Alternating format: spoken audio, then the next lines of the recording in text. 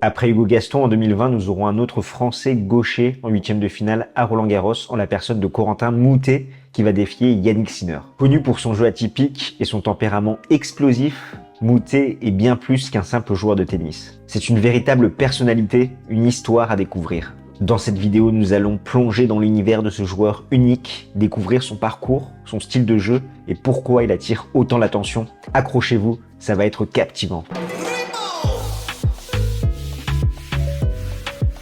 Corentin Moutet est né le 19 avril 1999 à Neuilly-sur-Seine en France. Dès son plus jeune âge, il montre un intérêt marqué pour le sport, en particulier le tennis. C'est dans les clubs de tennis locaux que Moutet commence à affiner ses compétences. Soutenu par ses parents, il se distingue rapidement par son talent et sa détermination. Et très rapidement, il va faire parler de lui, Corentin, étant donné qu'à l'âge de 13 ans, il va remporter plusieurs tournois nationaux. Et dès ses premiers matchs, on voyait bien que le Français avait quelque chose de spécial. Sa technique était déjà très avancée pour son âge et surtout il faisait preuve d'une volonté de faire. Les débuts de Corentin Moutet sont marqués par une ascension fulgurante, mais ce n'est que le début de son parcours dans le monde du tennis professionnel. Passons maintenant à son style de jeu unique et surtout son caractère sur le terrain. Parce que oui, au-delà d'être un joueur talentueux, c'est également un joueur atypique. Son style de jeu se distingue par sa créativité et sa variété. Moutet est connu pour sa capacité à varier les effets et les angles, rendant chaque point imprévisible pour ses adversaires.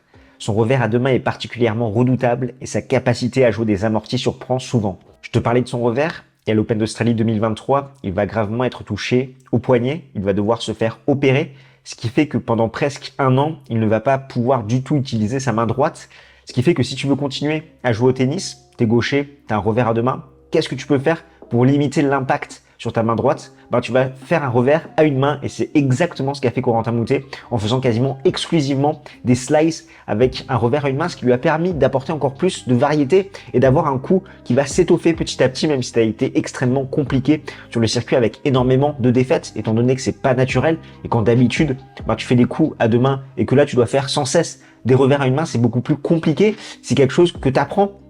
Et là, on a eu Corentin Moutet qui a fait preuve quand même, je trouve, de proactivité par rapport à ça. Il ne voulait pas arrêter, il voulait continuer. Et la meilleure des solutions, c'était de jouer à une main. Alors là, comme tu peux le voir, on commence à voir le jeu un petit peu exotique du français et ça ne s'arrête pas là, étant donné que l'une de ses marques de fabrique, c'est ses services à la cuillère. Je le cite. Je trouve que c'est un coup comme un autre, tant qu'il reste performant et que ce n'est pas pour se moquer de l'adversaire. Je le fais pour gagner le point à chaque fois quand j'estime que c'est le bon coup à jouer. Mais ce qui le rend vraiment unique, c'est son caractère sur le terrain. Corentin est un joueur passionné, parfois impulsif, qui n'hésite pas à montrer ses émotions. Que ce soit dans la victoire ou dans la défaite, il vit chaque match avec une intensité remarquable. Son tempérament explosif lui a parfois valu des remontrances, mais il est aussi apprécié pour son authenticité. Si tu l'as suivi à Roland-Garros, tu vois qu'il n'hésite pas à interagir avec le public, mais également sur les réseaux sociaux où on le voit souvent commenter, que ce soit sur X, également sur Instagram dans ses stories, ce qui fait qu'il crée une connexion particulière avec les spectateurs. Et je pense que pour le décrire, rien ne vaut mieux qu'utiliser ses propres mots. J'ai toujours voulu jouer un tennis qui me ressemble, un tennis créatif et imprévisible. Je veux que chaque match soit une aventure, pour moi comme pour ceux qui regardent. Et c'est exactement ce qu'on peut ressentir, nous, derrière nos écrans. On voit bien que le tennis, pour lui, c'est plus qu'un sport. C'est un moyen d'expression, une façon de partager sa passion et son énergie avec le monde. Et que cela soit son style de jeu ou son caractère, ça fait de Corentin Moutet un joueur à part. Découvrons maintenant son parcours vers Roland-Garros. Si on reprend un peu le fil de sa carrière professionnelle, il va atteindre son premier quart à Quito en 2018, donc là déjà sur terre battue, et sa première finale en 2020 à Doha, donc là sur dur, où il va notamment sortir Stan Wawrinka et s'incliner en finale en 2-7 contre Andrei Rublev. Comme pour tout Français, Roland-Garros occupe une place particulière dans le cœur de Corentin Moutet, et dès qu'il va pouvoir fouler le Grand Chelem parisien, c'est un rêve qui va devenir réalité. Il fait ses débuts dans le tableau principal de Roland-Garros en 2018, où il va passer un tour. En 2019, il va se hisser au troisième tour et s'incliner en 5-7 contre l'Argentin Londero. Et en 2022, il va même jouer contre son idole Rafael Nadal dans un match où il est loin d'être ridicule.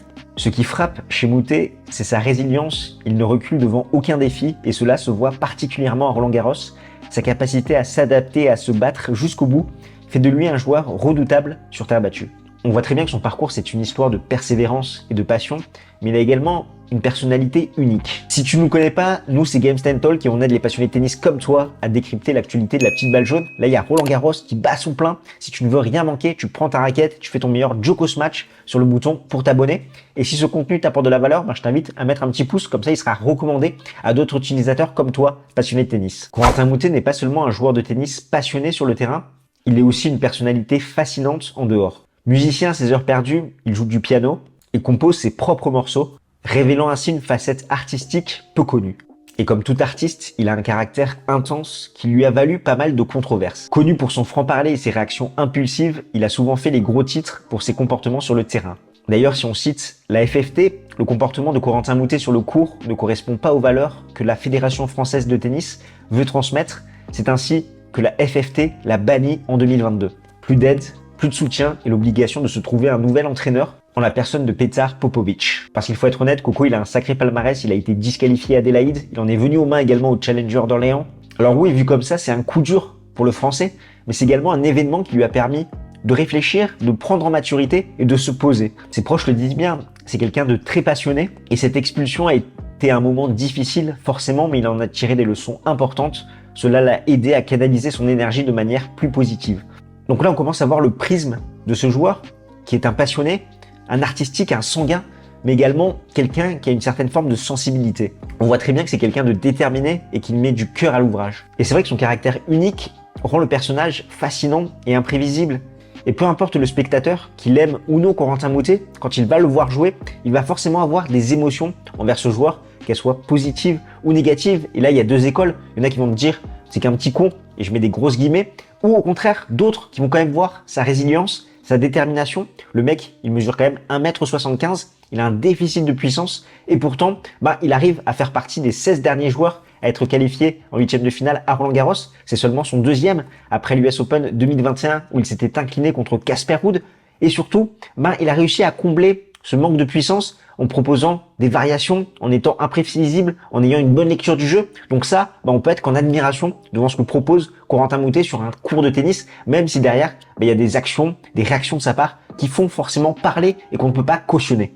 Et en plus, la cerise sur le gâteau, c'est qu'avec ces résultats, il se donne la chance de disputer les Jeux Olympiques. Bien évidemment, si on prend en compte l'éventuel forfait d'Adrian Manarino. Il a un tout autre défi l'attend en huitième de finale à Roland Garros en la personne de Yannick Sinner, donc deuxième huitième en majeur après l'US Open. Là, c'est pas Casper Ruud, c'est l'Italien qui est très en forme après son premier sacre en majeur à l'Open d'Australie. Et Corentin Moutet, il a fait le choix judicieux et payant de jouer intégralement sur terre battue sur ce début de saison 2024 avec des résultats mitigés, 18 victoires, 13 défaites avant Roland Garros, si on prend en compte également ses résultats en Challenger.